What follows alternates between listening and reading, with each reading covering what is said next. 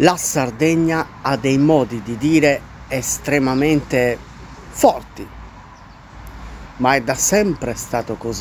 L'essere umano, per poter comunicare, come tutti noi sappiamo, usa diversi tipi e metodi di comunicazione. Il linguaggio, la scrittura, i metodi di racconti visivi, fumetti ad esempio. Ma dalla caduta della Torre di Babele ne sono nati tantissimi e la Sardegna è stata influenzata inevitabilmente da queste vicissitudini, da questi avvenimenti, per cui a ogni parola si associa sempre un significato. E oggi andremo a vedere il significato di una parolaccia tipica sarda. Si sa che la prima cosa che una persona fuori dalla Sardegna impara arrivando nell'isola di Suziu sono le parolacce. È inevitabile. Sembrano quelle più facili da imparare, ma in realtà un conto è impararla e dirla a sproposito, un'altra invece è imparare a capire qual è il significato di questa parola. E qui la differenza c'è. Andiamo un po' a vedere il significato di questa parola. Romantica, suggestiva, ma è piena di significati reconditi, oltre che molto pratica. Pluribusciaccasa o multitasking. Fate come vi pare. E la parola è... Parola è... La parola è amicullo. Non vi scandalizzate, è questa la parola. Ma non è il significato etimologico quello che conta. Conta quello che è il significato pratico di questa parola. Che cosa vuol dire? Vuol dire dacci un taglio, finiscila, smettila, stop. Ecco, questa è il sunto di amicullo.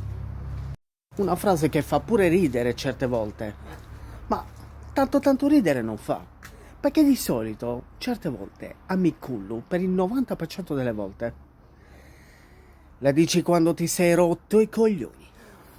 Una persona estremamente logorroica che parla di cose senza capo o né coda, o un discorso che proprio non vuoi inalberare, come lo risolvi? O te alzi e te ne vai, oppure vai semplicemente, prendi un bel respiro, lo guardi e poi gli dici amicullo! E l'effetto c'è, quella persona si blocca immediatamente, il più delle volte. Amicullo può essere utilizzata in diverse situazioni, tipo una persona che vuole andare in un posto che non ti piace, questa persona continua a parlare, andiamo lì, amicullo. Persona che vuole avere ragione, perché la ragione è quello che... amicullo. Oppure ti arriva una pietanza che dopo circa 5, 6, 7, 8, 9 volte alla settimana, o dici la scallonesi, la spattaras, oppure amicullo. Arriva sempre, l'amicullo arriva sempre come e commenti super drusemini, è come il prezzemolo.